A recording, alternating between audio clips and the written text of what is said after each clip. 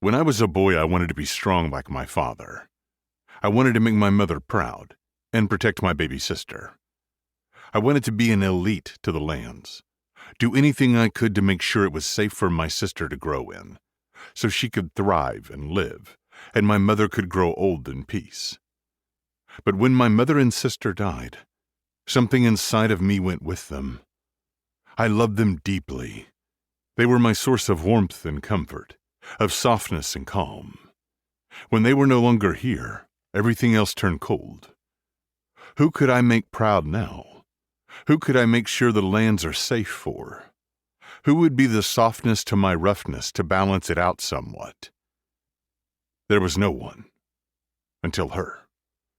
Her, with ice blue eyes that remind me of moonlight. Her, who met my arrogance with snark. Her, who was soft against my roughness. And I hurt her. It doesn't matter that I was given an ultimatum, that my men would be hurt if I didn't do it. I wasn't strong enough to be able to refuse Charles's order, and that weakness makes me fucking sick. At first I raged upon the lands when I helped Rhea escape. I killed every creature that could be a threat. I hunted every roger, anything to release this anger over what I had done. But then I realized I wasted all that time when I could have been punishing myself for what I did to her. Her justice. I needed to bleed. I needed to hurt. I needed a reminder of what I fucking did to her. It doesn't matter that I finally said aloud what I had done, that I told her I'm sorry, that it's my deepest regret. I will bleed for the rest of my life for what I did to her.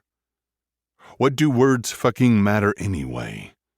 It won't make it better. It won't go back in time and remove that whip from my hand. Words are meaningless. It means nothing. And I knew they never would.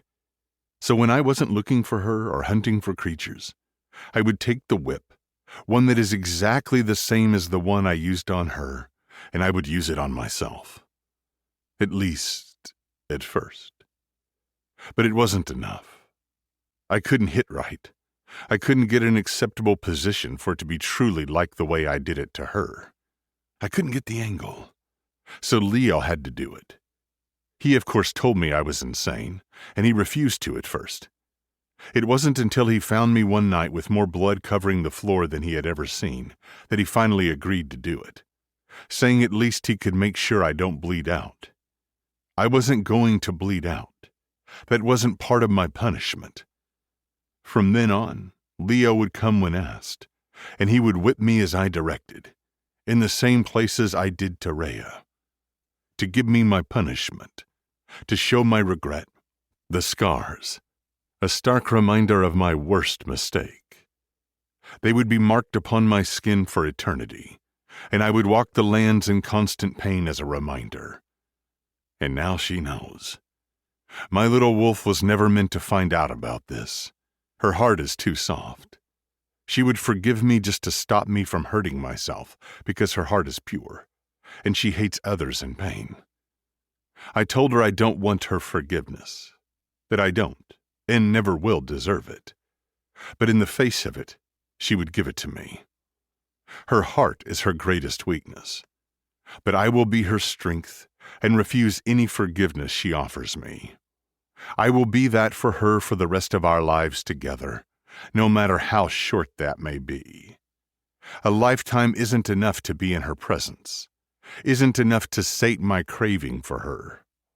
The alpha of the elites fell into her eyes, and he was captured at first glance, and he will happily stay there. He just has to make her leave this basement so her heart won't soften to the asshole who can't even turn around and face her. He has to make her leave so he can continue what she interrupted. He has to continue his punishment for the wrongs he committed against her. He has to stop his soul from breaking underneath the weight of his crime every time he looks at her. To keep listening to this audiobook, I've left you a link in the description so you can do it at no cost thanks to Audible's 30-day free trial.